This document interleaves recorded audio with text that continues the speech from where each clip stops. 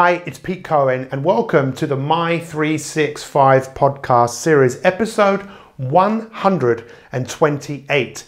And this is our member of the month. Every month we identify one of our My 365 elite members and we look for people who are doing some pretty extraordinary things. And our member of the month for March is a gentleman called Mr. Jim Morgan, and he has really turned his life around.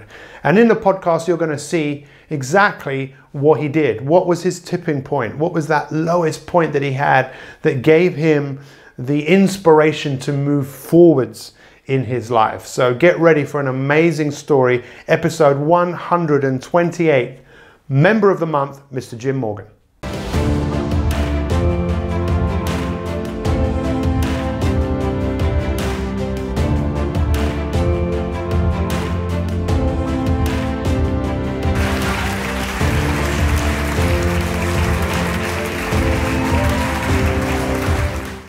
So it's Pete Cohen here. It is, as I said in the intro, this is Member of the Month. And our Member of the Month this month is the amazing Jim Morgan. Jim, how are you? Very well. Good to see you. You too.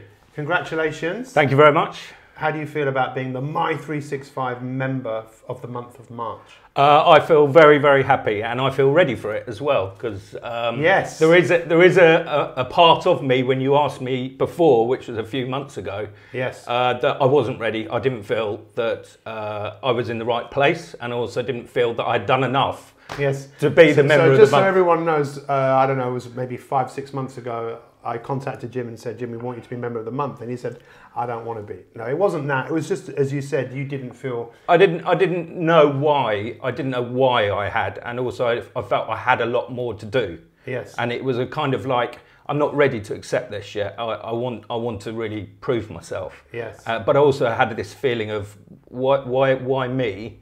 There are so many other people out there. I didn't get it. Yeah. So, well, that's something maybe that we can look at. But why now do you feel like you deserve it? Now is because I feel very much confident in what I've done and where I'm at. I feel I've been on a journey, and at that time I probably felt I was trying, and now I just feel okay, just relax, and I just feel that I've come to a point where it felt right.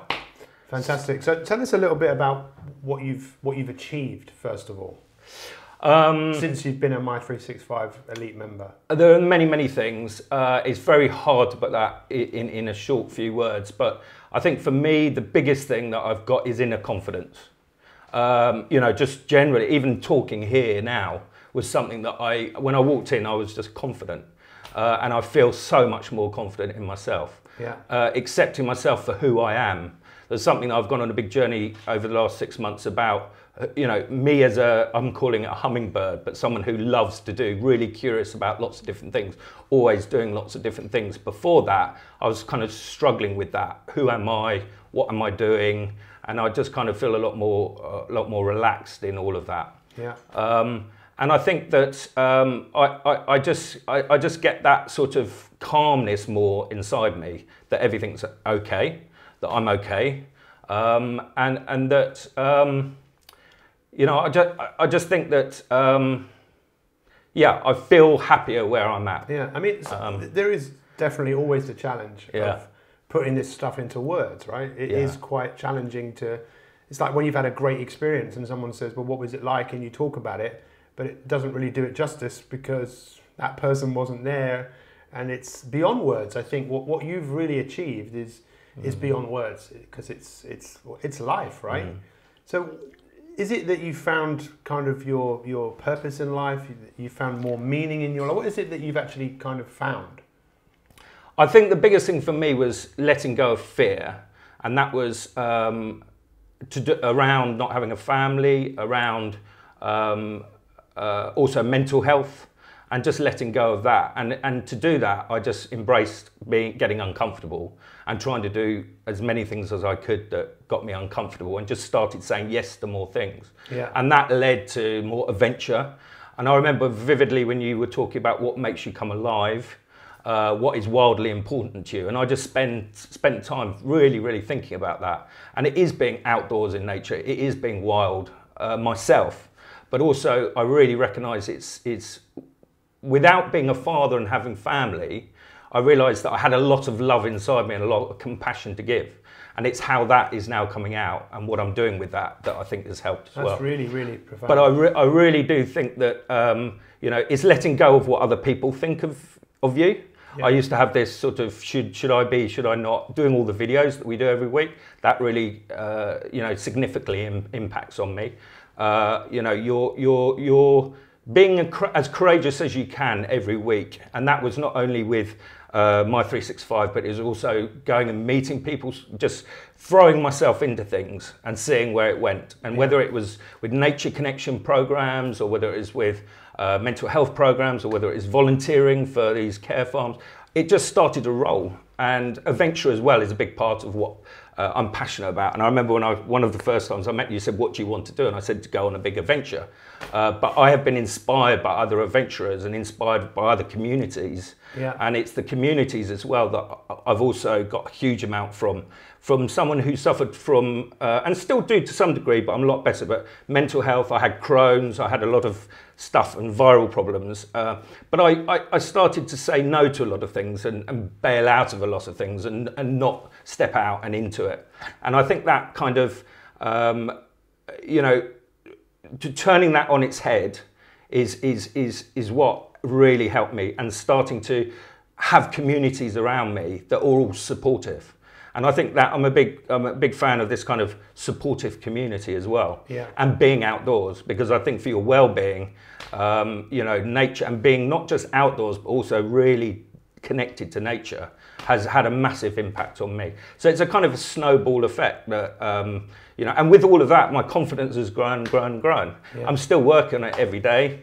There are still times where I take a step back and feel myself, you know, I should have stepped up there. I should have said something there. I should have gone for that. And that happens still every day to me. I still clock when that's happening, yes. But I'm aware of when it's happening. Well, one of the things we were talking about the other day on the broadcast was this kind of concept of first base and going past first base, going to a place that if you then go forwards from that, when you go back, which we all do in life, yeah, you never go back to exactly where you were before because you've come so far. Yeah. And obviously I've watched you and I've seen your journey kind of manifest, your adventure. And the way I look at it, Jim, is like you've lost this weight that you were carrying around with you. And I don't mean physical weight. Yeah. I mean, I'm sure you have lost weight as well, but yeah, it's something you were carrying with you. Yeah. I don't know. I mean, I think everyone carries with them things they don't need. Yeah. But it seems like you're so much lighter because you've let go of that. Yeah. I think I still grapple with that, but I'm clear of what that is, and it's a really hard balance. And that is, you know, what is it you want to do in this world? What is it you want to achieve in this world? And especially if you don't have family, because that was what I held on to. My biggest fear was living my life without love and a family in my life. So when and that's what I held on. When I let go of that, it was like, okay, now what am I going to do? Yeah. You know, what is it? What is it? What is it I'm here to? But I was still holding on to that as something that I needed to do. Yes. So it was driving me. So this kind of thinking, you sometimes say, dream big. Yeah. But my dreams were just too big, and it was all enveloping me. So that kind of breaking it back down to just saying, okay, you're fine how you are. Just get out and just enjoy life. Just enjoy for every moment. Let go of all of that. Yeah. And just what makes you come alive. And for me, what made me come alive was just being out in nature, swimming in nature, walking in nature, being with people. We talked about values the other day. Mine is curiosity and seeing the beauty of things. And, I love, I love just light and colour and nature. And it's the small things that I really appreciate. I think just really embracing that and leading to meeting lots of wonderful people just meant that I started coming alive with this whole thing. And adventure, nature connection, working in this whole field is where I'm going and have been. And it's evolving. And, I still grapple with this sort of, I want to do lots of things, but I'm also saying it's fine. Just keep doing what you're doing. You don't have to grapple with that. So let's you were just talking about the values, the strength and character finder, and that's the work of Martin Seligman. We'll put a note to that for those of you that want to go through that questionnaire, and it's amazing. I'm not a big fan of anyone telling me what my personality is like. I've always struggled with that, having even studied psychology. One of the good things that helped me with understanding myself is this. It was that hummingbird, where it is okay to be curious and kind of like a hummingbird. It moves around from different things to different things. So I'm very creative. I'm an artist. I love passionate about outdoors. I love sport. When I look at my life, I see how I've got to where I've got to because of this curiosity for everything. Yeah. And people as well. But when you become aware, this is one of the things I love saying, what do you stand for? Yeah. And stand for that every single day. Yeah. I didn't know what I stood for. Yeah. I knew what I didn't stand for. Yeah. And that made life quite difficult. But when I finally became what I stand for is fairness. Yeah. I stand for humor. I stand for kindness. I stand for curiosity. I stand for perspective, giving people a different perspective of things. And it's such a powerful thing. I would encourage everyone in the world. There's over 1 million people that have gone through that. And it's really powerful. It's telling you something that you already know. But when it kind of tells you that you stand for curiosity, the difference that must have made to you is, that's what I stand for. That's my most important value. Yeah. Okay, I'm going to be more curious than I've ever been in my life. Exactly. I never would have thought that. What does curiosity mean to you? I think it's an awareness of your feelings, of your emotions, and the surrounding things, and the beauty in the surrounding things. Yeah. And gratitude as well. It's all that combined. It's just the interest in the world and how I am, and the reflection back from nature in that. So let's go back. So when we look at, like, if the videos that you made going through one of the things we ask our members to do if they want to do it, as you know, is what you're learning, what you're achieving, what you're doing. And I definitely saw this journey that you went on, and sometimes you actually were quite emotional, which again isn't something that you see very often, and you definitely don't see many men being emotional. But you were just almost saying, like, this is me, and I'm going on this journey, I'm not holding back here. Are you aware of the impact that that's had on other people? Have any other members, told you and said, Jim, I'm so inspired by you? Well, I think everyone interacts a lot. It's such a big community that, and everyone's supportive in it. And so, you feel that inspiration back from people, and you feed off that, and you get inspired by what everyone else is doing.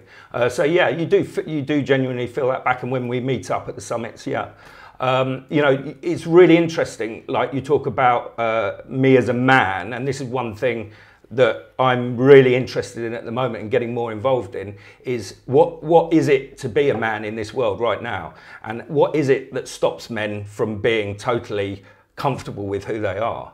And it's no longer just a strong man, it's a man who has a lot of emotional intelligence, who's able to reflect, who's able to be compassionate, empathetic. All these elements, you need to try and grow all of those. And for me, it was, it was really letting go. It was really letting go of anything that you say about yourself or what you think other people are thinking about you. Yeah. And there was a point where someone said to me, everyone's too busy thinking about themselves to worry about you. And I went, that's such an incredible point. And, yes. and so from that point, I realized that I was very internal. If people said to me, how are you? I'd be like, I'm fine. I'm okay. I'm all right. Not bad, all those normal things. But now. Nothing came out. It was, and I'm getting better, but I also noticed some of the work I've done in some of the groups I've done with the nature connection, with the rites of passage. It's really, being open and vulnerable, and it's okay to do that. Sitting in a man's group and talking about things that never you would have dreamt of. Yeah, because we just don't like to show our it's also the thing that I'm interested in is going to your shadow, going to the areas that you are uncomfortable, that you've hidden away, the edge that you don't like to talk to people about. And that is where I'm kind of slowly going, because I find that's the most interesting part. That's an adventure, right? That's a massive adventure. It's an adventure for me, but it's also an adventure sharing it in a community with other people. Yeah. Because you learn off them as well. So, you're supporting each other to let go. Yes. So let's talk about the elements. In fact, behind that camera there, you can see it. That's a picture of my coach, right, Raphael, who for 16 years, and he actually painted that picture on the right. You see that picture on the right? Beautiful. None of you can see that, but anyway, he worked with me for 16 years. He was a doctor of Western medicine, but he was from the Philippines, and he was into what he called energy medicine. And everything he did was about the 5 elements, you know, what the Chinese call the 5 elements. Some people call it the 4 elements, but the 5 of air and metal, wood, fire, water, earth. Yeah. And what, I don't know, maybe I missed one out. And he always said with the Chinese, when they cook, they always put the 5 elements in. It's not about carbohydrates, fats, proteins. It's about putting the different elements in food. Yeah. So all foods are colourful, or if you're cooking with a wooden instrument, you're putting the element of wood into it. But what I loved about what you just said there, as a kind of a long-winded way of coming to it, is the elements in nature. That's the only reason we're alive. You take one of those elements away, we're all gone. And then you said about the elements of being a man in a modern world, which I thought was really interesting. And if you put a man or anyone in the elements of nature, we all come alive in nature, right? And that's one of the reasons. What's that tree bathing in Japan? Forest bathing, where they put people in areas with lots of trees. Yeah. They get them to meditate, and it's those trees that emit something which seems to have a very positive effect on the body. Yeah. But and again, long-winded way of getting to what I was going to say.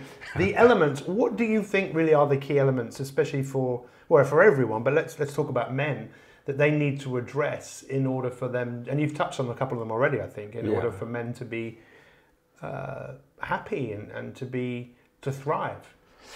Well, I definitely think it's feeling that you can be open and vulnerable, and it's okay to be open and vulnerable. And there's nothing. In fact, you know, it's encouraged, and I think the more that men are, the more support it would give to other people to know that, you know, we are all struggling with this. We're all sort of holding stuff in.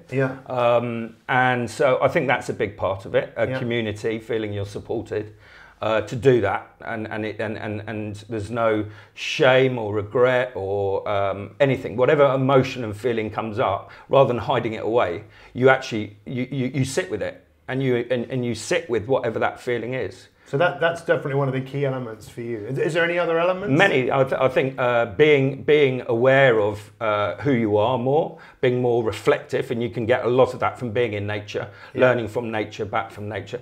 Being more compassionate, listening to people, deeply listening to people, not just listening. we know, you know, and we don't. But we know how men really struggle with that. Yeah, I mean, I definitely struggle. You know, I've always got things going on in my head, or I'm trying not to make judgments, but I do. Like, it's all these things around that, and it's just being really still with someone, and also being still with yourself. A lot of people are uncomfortable with just being still with themselves. In nature, but you know, it's a very uncomfortable thing for a lot of people. They need to be doing things. They need to be on their iPhone. On their iPhone or action. I mean, I love my sport and my adventure and doing stuff. So actually sitting and just observing or feeling, like, let's say, a flower or a tree for a longer period of time is something very unusual and comfortable for us, because we're left with only ourselves. And only that feeling that we're getting from that is a very interesting thing to experience. And you can either be uncomfortable. It's about with being alive, right? That's when we feel most alive, is when we're most there in the moment. I think it's being more connected with your compassionate side, and also being more aware. So so you've hit 2 big ones there. One is to be just open and honest with what comes up with emotion, allowing yourself to experience it rather than keeping it hidden. And that's difficult to do. I mean, it's not something I've got the magic answer for. It's something you've practiced, right? I'm learning off people, and I'm also pushing myself to explore that. I think one of the ways that, you know, you've definitely got better, and many of our members have, is this whole thing of, I'm getting better. You know, I'm not where I want to be, and I don't think. Well, actually, it's a dichotomy. That is it, because we are where we are. I don't think there's any getting better. I think this is one thing that I'm learning. And that's what you learn from nature. We are all perfect as we are. Yeah. And if you can just accept that's that struggle I have. Yeah. Like, I'm fine. I'm fine how I am. I think you're better than fine. But anyway, I get what you're saying. You know, it's that you know, we're not better, and we need to get better. Yeah. That's that whole thing of we're not complete, and we need something to be complete. Totally. So let's look at this concept, which I've loved to explore with people around you know, the duck in your head, right? So everyone's got a duck. We've kind of spoken about that a little bit, but yeah, well, let's touch on that. What were the sorts of things that you were saying in your head before? Oh, that's a good question. Well, I had a period of, you know, mental health problems, and that stopped my head talking with my mouth. And there was a period of time that I stopped talking. So me talking now and generally talking up, having the confidence to talk up is a massive thing for me. And I know how far I've come in 10 years. So what sort of things were you saying inside your head? It was just beating myself up. It was this kind of unconfident about should I, you know, that kind of like Quite constant questioning. just really hesitant, just really uncomfortable. I remember sat down with a friend and we're both uncomfortable people. I just said, we've got to sort this out. Like we can't keep on being, you know, and it's that really timid. I also struggled with viral problems as well in my mouth and nose, and so breathing was really bad. And I just got very disconnected with, you know, talking and any other senses other than just trying to get through it and coming out and recovering and going back in and coming out. And so my thought process was, what I thought in my mind was just very unfulfilled, very critical, self-critical, and that came out as a frustrated person, as an, not, I wouldn't say angry, but someone who, yeah, who was short-tempered, yeah. Yeah, just there was no joy left in me. And what a change, right? I mean, because now, what's it like being Jim Morgan today? Wow, today I think I'm very excited about what's happening. I can see things, I'm calling it, I love lighting people's fires. And that's how I see it, kindling fires, setting off little fires, both inside me and with other people. And so I'm very excited in my work that I'm growing into with Nature Connection. And that's with mental health, with all different programs. I also want to do more mentoring and coaching with people and in groups, ideally outdoors. And I'm heading training in that direction. And, you know, I'm very passionate about the environment and nature, and particularly conservation. And my adventures, you know, I want to explore that. So let's move the conversation on. So again, we've spoken about the duck, but you probably heard me speaking a few weeks ago about the word genius and where that comes from. It comes from the Romans, who believed everyone was born with a genius, this little voice inside them that would guide them in the direction that they wanted to go. But most of us, as we got older, we've stopped listening to the genius in us. We listen to the duck. Everyone has one. You'll never get rid of it. In fact, when this goes out, I think the following week we're doing, well, we're interviewing her tomorrow, Sally Gunnell, and you know, wow. she talked about, you know, the voice in her head, and Usain Bolt talked about every year he'd question himself. You're always going to have that. Yeah. But you seem to have really got in contact with the genius in you, because you've really found what comes alive. Is that true? And do you think that that's what we should all be kind of looking to connect to? What makes us come alive?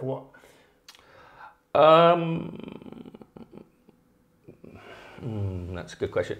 I think I struggled a year ago saying, okay, you know, what's your passion and your purpose? Yeah. And what are you going to do now in your life? And I remember grappling with that. And so breaking it down into just get more out there and do things that literally just bring joy to you was a good way for me out of that situation, and has without doubt helped me. And that's connected me with lots of different things and lots of different, you know, sort of adventures, projects, programs. And that's kind of helped me on my journey. Okay, so you know, finding that genie, I'm not sure what that genie is, and I'm still, you know, I don't know what that is, but all I know is, I guess, what I've been doing on the journey I've been on. So you were like, you know, wanting things to happen, right?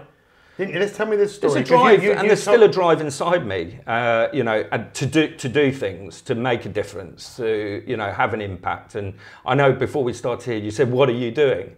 And I smile because I have got loads of ideas, but I'm balancing out between, okay, just be present and comfortable and happy with where you are at the moment. And that struggle of drive of trying to do stuff takes me away from just being present with now. Yeah. And so it's getting that balance right. And I don't always have that. And I'm constantly procrastinating because I'm great at that. I'm a perfectionist because I'm great at that. And it's learning more about all of those areas. What is it? And I think a lot of it's to do with my ego. Yeah.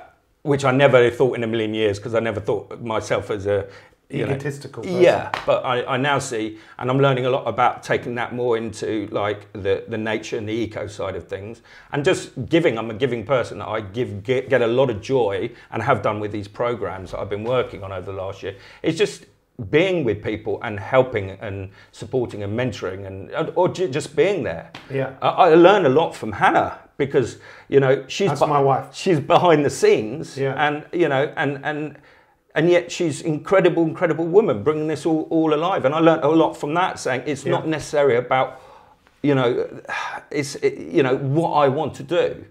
It's also about what I can give in communities. Yeah. And that also was a massive learning point for me. It is, you can just be. I love this community idea, and I think we've lost it in our world, in our society. We're doing something about that. We are here in My 365, and it's growing. But I'm very passionate about that. Yeah, because we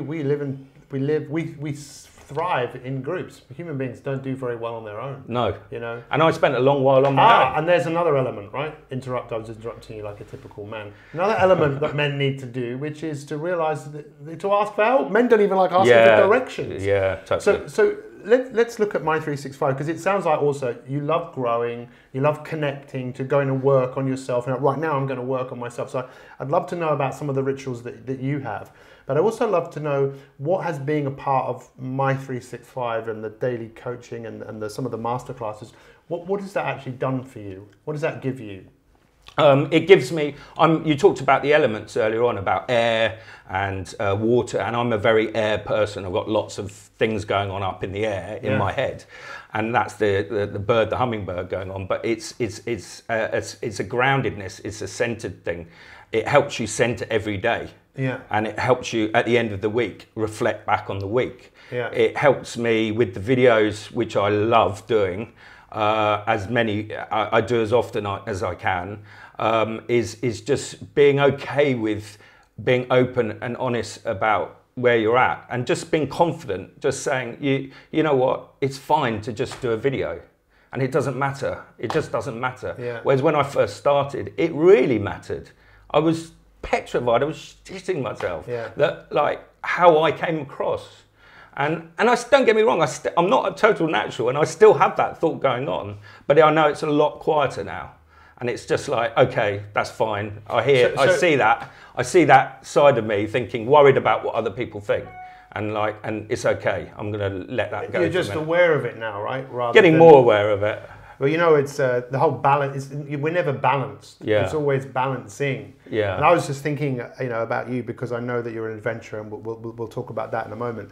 That people like Charles Darwin, I didn't know too much about him, but through my own exploration, I didn't realise just how much work he actually did, and everything he logged, everything, and for years and years and years. And that's all about mastery and getting better at something. And I think that's what you're doing. You're putting the work in. And I think we live in a world where a lot of people just don't like that. People think you're weird for meditating or getting up and going to work on yourself. But I've been studying success for years, and you look at people who are doing great things. Look at what they're doing when no one else is watching. Yeah. So what are your rituals? Give me an idea of the things that are non-negotiables for you. Definitely getting up, although I went away on this big adventure, and that took me a step back to get back on the circle. But getting up at 6, I do a juice, which is not just an ordinary juice. It's like a whole mixture of lots of nutrients, lots and lots of things for my Crohn's. I try and meditate for 10 minutes. I'm getting better at that, but it would be in the morning if I do it mostly. And, I journal. A lot of the journaling is, I'll be honest, notes that you talk about. I'm not so good at reflecting, but then I do reflect on my phone a lot, wherever I am, suddenly something comes to me. Make notes. And I make notes about what that was and how I felt about that. So, Yeah. so it's something I need to get back to the journaling, but you know, exercise as well, making sure I do a fixed amount of gym work every week. You have to do gym work. Yeah. Your name's Jim. Yeah, exactly.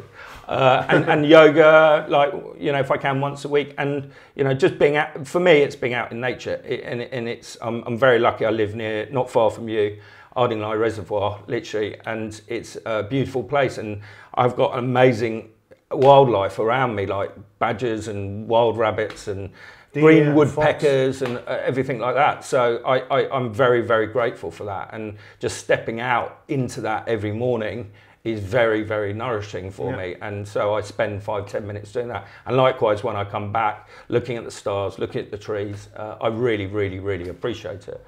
Connecting. And yeah, I just love it. And so I want to talk about the adventure, but just tell us, what would you say to people out there that have kind of want to get involved with My365 Elite? Well, I would say that, you know, this is a journey, and I think that, you know, without a doubt, go for it, because, you know, I know, and I think other people can see the massive, the feeling I have inside from working with you, Pete, and the community. Yeah. And you know, that, and I think the community is massive. Like, you don't realise how much that support does for you.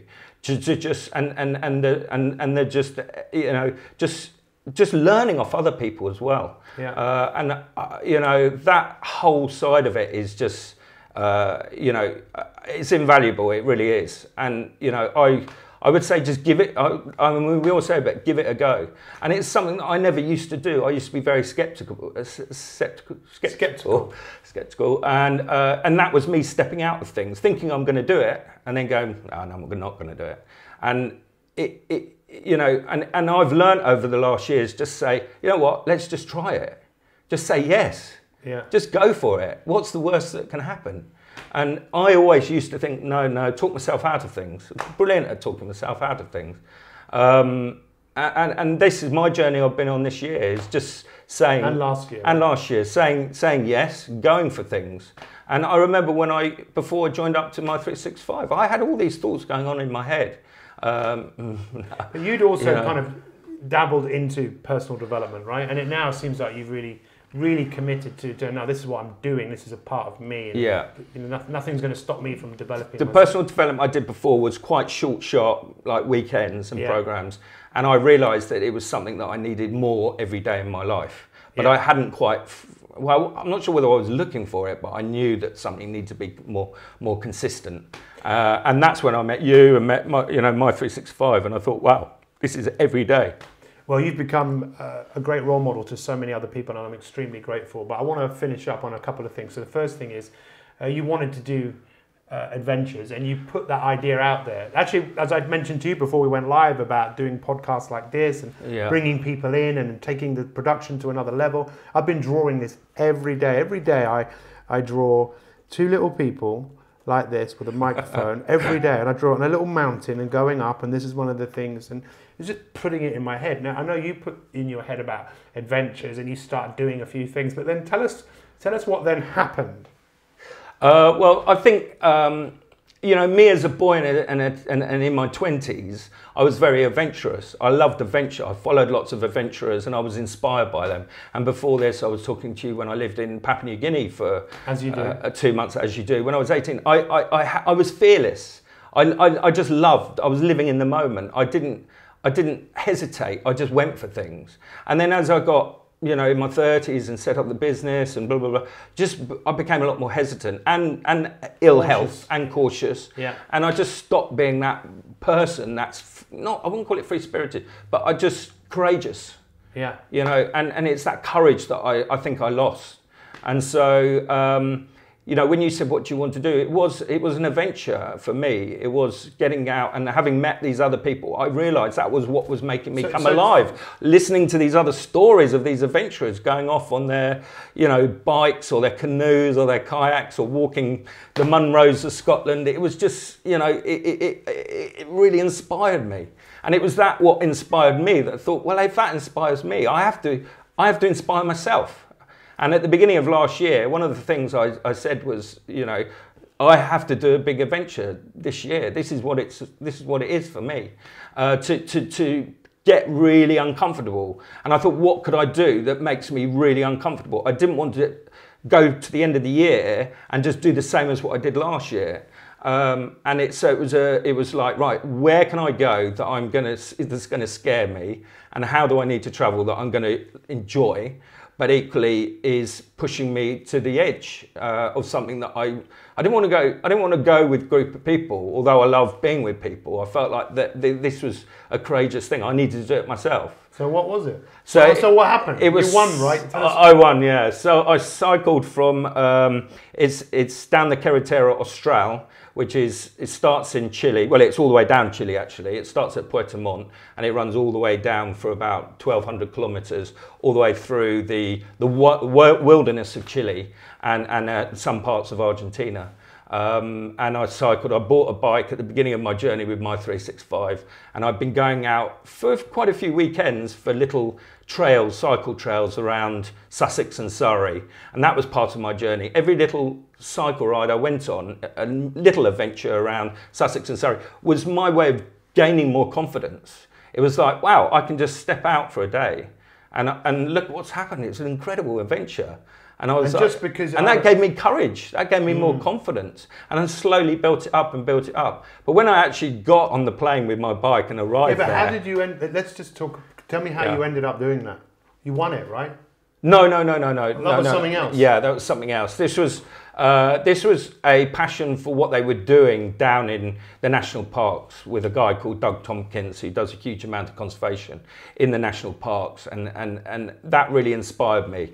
And I saw that as one of the, a really difficult cycle trail in the world to do. And I'd never been to South America, and I felt that was a place that scared the hell out of me. And that's what kind of felt that I needed to do. What was it like? It was, you know, the landscape was just completely in awe. You know, you can't comprehend how vast it is. The nature and the streams and the wildlife was incredible. It was a very tough journey. I found it really hard. There were times when I broke down and thought, what the hell am I doing? And, you know, I struggled with the loneliness. I struggled mentally. But you worked through that, and you... I worked through it. I managed it as best possible. I made sure I did connect with some people. I had some nights in hostels and some nights wild camping, which I loved. So it's getting the right balance. But, you know, I absolutely loved it. And it was something that, you know, it's made me want to do more of these adventures. I feel like I couldn't believe when I set off, I was absolutely terrified. I don't know why I was terrified. And literally the first day, we found out there was an avalanche, or I found out, I was on my own, an avalanche, literally a third of the way down the Carretera Austral, and it totally blocked it off. So I couldn't go down from north to south. I had to go into the Andes, round Argentina, and down, you know, through the Lake District, a completely different route, which I wasn't expecting. So it complete from the day dot sent me off north in a totally different direction rather than going down the Carretera Austral. And so that first day I was like, this is what it's going to be like. Like, you've just got to adapt and to change every single day. And you need to just, you know, have your wits about you, and you need to, you know, just enjoy it at the same time. And whatever that journey is going to manifest itself. It's going to appear, it's going to happen. You don't need to, okay, I'm not on the Carretera Austral, I'm on another journey within the first day. And, you know, I just thought, this is it. This is what I'm here to do. This is what I love doing. And, but at the end of it, I couldn't believe when I look back and just, you know, you totally just let yourself go. And, you know, you're not worried. You're still trying to make sure you're alive and safe and all those things, but you've let go of that sort of, you know, whatever happens every day happens, and you just enjoy those moments for what they are. Well, you definitely are oozing with passion and enthusiasm, and I'm definitely fired up from just being around you, and I know you've made a massive difference to so many other people, and I know that the best is yet to come, right? In terms of, you know, what you're going to do, because you're going to inspire more and more and more and more and more people, and I'm extremely grateful for you just going on a journey, coming on an adventure. So tell us, how do people get in contact with you? How do they follow you?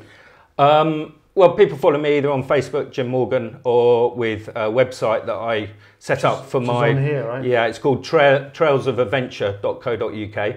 I can see my 365 podcasts on there. What's your open that for me. I know what his passcode is now. This is the website. It's called Trails of Adventure, which is trailsofadventure.co.uk. Go and check it out. There's some great pictures on there. And these are pictures of my journey, my adventure, my cycling over the last year, 2 years with my 365. It is that those parks and those trails that I've found, and nature connection as well. And I don't know, it's just something I've loved doing. I've loved taking photos of it. I've loved writing a little bit, doing the blog, and it is a representation of my journey. Go and follow Jim Morgan. Jim Morgan, congratulations for being the My365 Member of the Month. Thank you very much, Pete. I'm excited to see where your journey comes, where it goes. Yeah, it's been amazing. Thank you very much. Thank you very much. If you've enjoyed the podcast, leave us a comment, share it. Let's share his story with as many people as we possibly can, and wake up to the fact that our futures are unwritten and we do have incredible power to change. Take care, and we'll see you next time for another My365 podcast. Should we give a wave? Yay! Bye-bye. Bye.